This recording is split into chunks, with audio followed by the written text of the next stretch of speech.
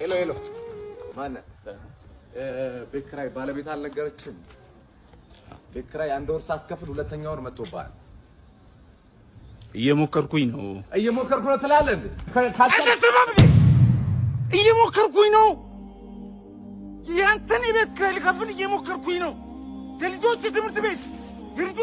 የልጆች ትምህርት ቤት ልከፍል እየሞከርኩኝ ነው የሚበሉት አጥተው እየሞከርኩኝ ባለቤት ለማውጣት ሰው አይደለ እንዴ ይኸው ተመልከት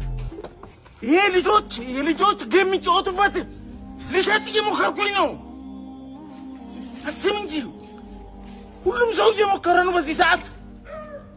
እጁን አጣጥፎ የተቀመጠ ሰው አለ እንዴ ታገሰኝ በቃ እየሞከርኩኝ ነው